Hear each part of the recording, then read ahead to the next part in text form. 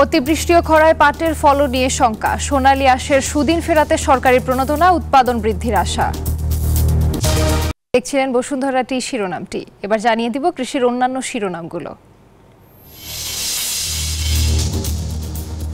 একই জমিতে ভিন্ন ভিন্ন ফসল চাষে লাভবান কৃষক। কৃষি উপকরণের বেশি দামে উৎপাদন খরচ নিয়ে দুশ্চিন্তা। এবং উচ্চ ফলনশীল শতাধিক ফসলের বীজ উদ্ভাবন ভারতের। কৃষি খাতে উৎপাদনশীলতা বৃদ্ধির আশা নরেন্দ্র মোদীর। এবার বিস্তারিত। অতিবৃষ্টি ও খরায় ক্ষতিগ্রস্ত হয়েছে সোনালী আঁশ পাট চাষ। ফলে ফলন নিয়ে দেখা দিয়েছে শঙ্কা। চাষিদের মনে যদিও পাট চাষে আগ্রহ বেড়েছে, চাষিদের কাছে সরকারি প্রণোদনাও নেই। এতে উৎপাদন খরচও কমেছে বেশ। আবহাওয়া অনুকূলে থাকায় আগামীতে উৎপাদন আরও বাড়বে বলে আশা কৃষি কর্মকর্তা। আব্দুস সালাম বাবুর তথ্য ও চিত্রে ডেস্ক রিপোর্ট। সবুজ পাতায় বোনা কৃষকের স্বপ্ন। কম খরচ আর লাভ বেশি হওয়ায় প্রতি বছরই পাট চাষ করেন বগুড়ার চাষিরা। সম্প্রতি বন্যায় জেলার সারিয়াকান্দি, সোনাতলা ও ধুনট উপজেলায় পাট ক্ষেতের ব্যাপক ক্ষতি হয়। তাই আশানুরূপ ফসল ঘরে তুলতে পারছেন না কৃষকরা। অন্যান্য উপজেলায়ও অতি বন্যা ও খরায় পাটের উৎপাদন ভালো হয়নি, তাই দুশ্চিন্তার ভাঁজ চাষিদের কপালে। ফলন কম হচ্ছে, মানে রোদের কারণে অনেক অনেক পাট শুকে গেছে। তারপরে হলে যে ইয়ের জন্য হয়নি, সারের প্রচুর দাম। 20 শতক ভিড় পাট চলে গেছে, কাটে পায়নি গিয়ে ভাই। এরই মধ্যে পাট ধোয়া, শুকানো সহ প্রক্রিয়াজাতকরণ শেষ, শুরু হয়েছে বিক্রি। প্রতি বিঘায় সর্বোচ্চ 8 থেকে 10 হাজার টাকা খরচে 8 থেকে 10 মণ পাট পাওয়া গেলেও এবারের ফলন নিয়ে মিশ্র প্রতিক্রিয়া কৃষকদের। এবার কিন্তু আসলে পাট কম করেছে, কারণটা কি গত বছর কিন্তু লস খেয়েছে কৃষকরা, যার জন্য পাট করতে নিরুৎসাহিত হয়েছে। এবার আশা করা যাচ্ছে যে পাটের দাম ভালো পাওয়া যাবে। পাট চাষে আগ্রহী করতে সরকারি প্রণোদনা দেয়া হচ্ছে বলে জানিয়েছেন পাট উন্নয়ন কর্মকর্তা। প্রতিজন কৃষককে 1 কেজি করে পাটের বীজ, 12 কেজি করে রাসায়নিক সার তাদের প্রশিক্ষণ দিয়েছি, যার প্রেক্ষিতে পাটের ভালো দাম এবং আমাদের সার্বিক সহযোগিতায় পাশাপাশি কৃষি সম্প্রসারণ অধিদপ্তরে এক্ষেত্রে যথেষ্ট ভূমিকা পালন করেছে। ফলশ্রুতিতে গত বছর এবার পাটের ফলন বেশি হয়েছে। বগুড়ায় এবার 8,800 হেক্টর জমিতে পাট চাষ হয়েছে। উৎপাদন লক্ষ্যমাত্রা 1,57,834 বেল। Desk report, news 24। ন্যায্য দাম না পাওয়ায় দিন দিন পাট চাষে আগ্রহ হারাচ্ছেন ফরিদপুরের চাষিরা। এ নিয়ে আরও জানাতে ফরিদপুর থেকে যুক্ত হচ্ছেন আমাদের সহকর্মী খায়রুজ্জামান সোহাগ।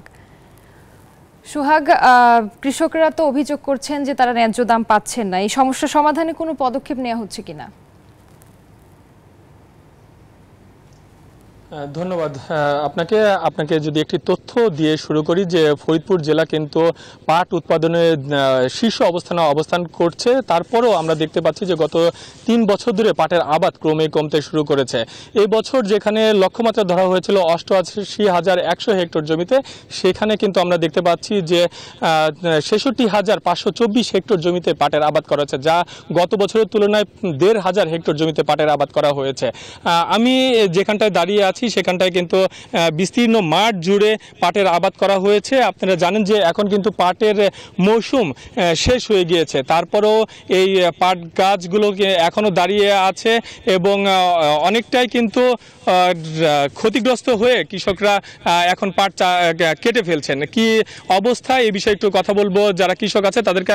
এবছর পাটের কি অবস্থা আর পাটের উৎপাদন কেমন হবে মনে করছেন?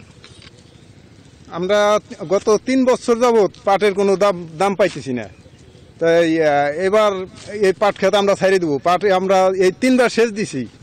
এই একটা কিষান নিতে গেলে একটা কিষানের বেতন হলো 800-900 টাকা, আর এক মণ পাট বিক্রি করতে গেলে 2500 টাকা। তাহলে আমরা কিভাবে আমরা করবো, এই পাট খেত করবো? পাটের আবার ছাড়িয়ে দিতে হবে। এখন এবার পানির কি অবস্থা? আমরা তো জানছি যে পানির সংকট। এবার পানির সংকট, আমাকে নদী খনন না করে দিলে আমরা কোথায় পাট ভিজাবো? পাট ভিজানোর মতো জায়গা নাই। ধন্যবাদ আপনাকে। আপনি শুনতে পাচ্ছিলেন যারা কৃষক রয়েছে তারা বলছেন যে পাটের দাম কিন্তু তারা পাচ্ছেন না, এবং সার ওষুধ সহ অন্যান্য জিনিসপত্রের দাম বৃদ্ধি পাওয়ার কারণে এবং বাজারে পাটের ন্যায্য দাম না পাওয়ার কারণে কিন্তু পাটের আবাদ দিন দিন কমে যাচ্ছে। তো তারা দাবি করছিলেন যে অতি দ্রুত যেন এই নদী খনন সহ এই পাটের যে জিনিসপত্রের দাম যদি একটু কমানো হবে এবং পাটের বাজারটা যদি উচ্চ মূল্য হয় সেই ক্ষেত্রে কিন্তু তারা পাটের সুদিন ফিরবে, এমনটা কিন্তু আশা করছিলেন। তো এই ছিল আমার কাছে পাটের সর্বশেষ সংবাদ। ফিরে যাবো স্টুডিওতে আপনার কাছে। সোহাগ, আপনাকে ধন্যবাদ।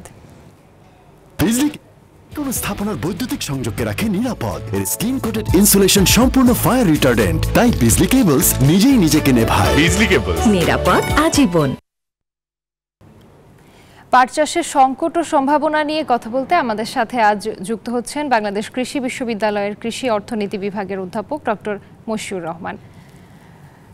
ডক্টর মশিউর রহমান, আপনাকে স্বাগত আমাদের সাথে যুক্ত হবার জন্য। সম্প্রতি বন্যায় পাটের ব্যাপক ক্ষতি হয়েছে আমরা দেখেছি, তো কৃষকের এই ক্ষতি পোষাতে কি ধরনের উদ্যোগ নেওয়া যেতে পারে বলে আপনি মনে করেন?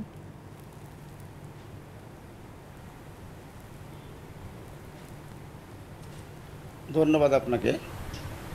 যে বন্যায় যদি পাটের ক্ষতি হয় সেক্ষেত্রে আমার মনে হয় যে আমাদের যে তোষা পাট, এই তোষা পাট চাষ বাদ দিয়া যদি আমরা কেনাপ চাষ করতে পারি তাহলে কেনাপে বন্যার যে সমস্যা, এই সমস্যা দূর করা সম্ভব।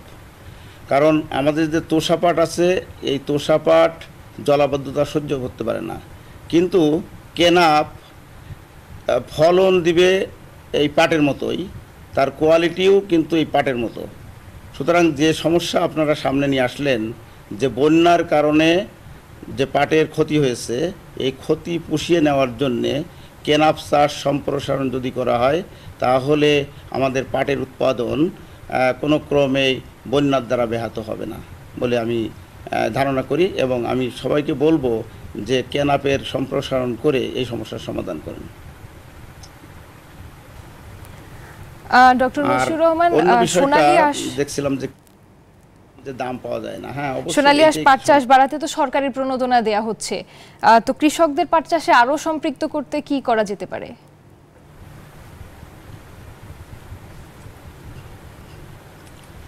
এখানে দুইটি কাজ করা দরকার। একটি কাজ হলো বাজার মূল্য, জি জি জি এখানে দুইটি কাজ করতে হবে। সেটা এক নম্বর হচ্ছে বাজার মূল্য স্থিতিশীল রাখতে হবে, যাতে করে কৃষক যে খরচ করতেছেন তার পাট চাষের মাধ্যমে সেই খরচটা উঠাইয়া লাভজনক হিসেবে অন্য ফসলের তুলনায় যেন পাট চাষ লাভজনক হয় সেদিকে খেয়াল রাখতে হবে। সেই লাভ পুষিয়ে দেওয়ার জন্য যদি ভর্তুকি দেওয়া যায় তাহলে দ্রব্য মানে বিক্রয় মূল্যের উপরে তাদেরকে প্রণোদনা দিতে হবে। আমি তাদের উপকরণের উপরে যে ভর্তুকি দেওয়া হয় এটা আমি বিশ্বাস করি না, বরঞ্চ উৎপাদনের উপরে বা বিক্রির উপরে তাদেরকে প্রণোদনা দিয়ে ধরে রাখা যায়। দ্বিতীয় হচ্ছে পাট চাষ বাড়ানোর জন্য ইতিমধ্যে আমি যেটা বললাম যে যদি বন্যার কারণে কোনো রকম সমস্যা হয় তাহলে সেটা পুষে নেওয়া যায় কেনাপ চাষের মাধ্যমে। আর তৃতীয় যে বিষয়টা, আমাদের দেশের কৃষকরা পাট চাষের যে বৈজ্ঞানিক পদ্ধতি, এই পদ্ধতিকে অনুসরণ করেন না, যে কারণের জন্য তাদের ফলন কম হয়। তা আমাদের যে প্রযুক্তিগুলো আছে বাংলাদেশের, সেইগুলো ব্যবহার করে যদি পাট চাষ করা হয় তাহলে যতটুকু ফলন তারা পাচ্ছেন তার চেয়ে বেশি, অনেক বেশি ফলন তারা পেতে পারেন। তো আরেকটি প্রবলেমের কথা বলা হয়েছে যে পাট যে পচনের জন্য পানির অভাব, এটা একটি অ্যাকিউট সমস্যা। এই সমস্যার সমাধানের জন্যে ইতিমধ্যে তার সমাধান রয়েছে, সেটা হলো রিবন রেটিং পদ্ধতি। তো রিবন রেটিং পদ্ধতিকে জনপ্রিয় করার জন্যে যদি এই ব্যবস্থা নেওয়া হয় তাহলে আমাদের বড় বড় দিঘি খননের কোনো প্রয়োজন নাই, ছোট ছোট জলাধার তৈরি করেই আমরা পাটের মানসম্পন্ন আঁশ উৎপাদন করতে পারি। ধন্যবাদ। অধ্যাপক ডক্টর মশিউর রহমান, আপনাকে অসংখ্য ধন্যবাদ আমাদের সাথে যুক্ত হবার জন্য। কৃষি সংবাদে নিচ্ছি একটি বিরতির, সাথেই থাকুন। স্বাগত নিউজ 24 কৃষি সংবাদে।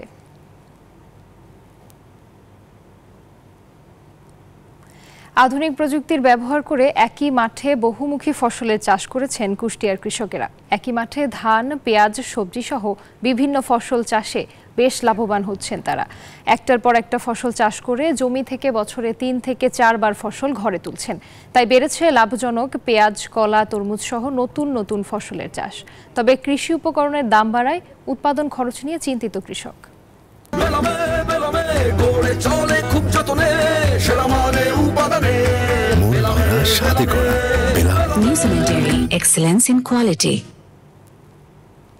দর্শক, কৃষি সংবাদে আপনাদের জন্য থাকছে শখের গাছ পরিচিতি। চলুন দেখে নেওয়া যাক কোন গাছ রয়েছে আজকের তালিকায়।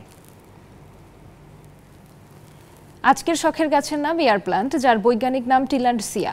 পরিচিতি: এয়ার প্ল্যান্ট সাধারণত জলীয় বাষ্পপূর্ণ স্যাঁতসেঁতে ট্রপিক্যাল ফরেস্টে হয়ে থাকে। এদের শিকড়গুলো শুধুমাত্র গাছ বা পাথরের সাথে আটকে থাকার কাজে লাগে। কিভাবে লাগাবেন এয়ার প্ল্যান্ট? এয়ার প্ল্যান্টের জন্য কোনো মাটির দরকার হয় না। এরা বাতাস থেকে প্রয়োজনীয় পানি ও পুষ্টি উপাদান সংগ্রহ করে থাকে। গাছের পাতাতে অসংখ্য ছোট ছোট ছিদ্র থাকে, যা দিয়ে তারা পানি ও পুষ্টি শোষণ করে নেয়। এয়ার প্ল্যান্ট গাছের যত্ন: এমন জায়গাতে এগুলো রাখতে হবে যেখানে পর্যাপ্ত আলো বাতাস চলাচল রয়েছে। সূর্যের আলো সরাসরি লাগলে গাছের সাইড দিয়ে পুড়ে যেতে পারে। এয়ার প্ল্যান্টের জন্য প্রতিদিন একবেলা পানি স্প্রে করতে হবে। কোথায় পাওয়া যায়? নার্সারি এবং বড় সুপারমার্কেটে পাওয়া যাবে। কৃষি সংবাদে এ পর্যায়ে একটি বিরতি নিচ্ছি, সাথেই থাকুন। স্বাগত নিউজ 24 কৃষি সংবাদে। 109টি উচ্চ ফলনশীল, জলবায়ু সহনশীল এবং বায়ো ফর্টিফয়েড বীজ প্রকাশ করেছে ভারত। দিল্লিতে দেশটির প্রধানমন্ত্রী নরেন্দ্র মোদী এসব বীজ উদ্বোধন করেন।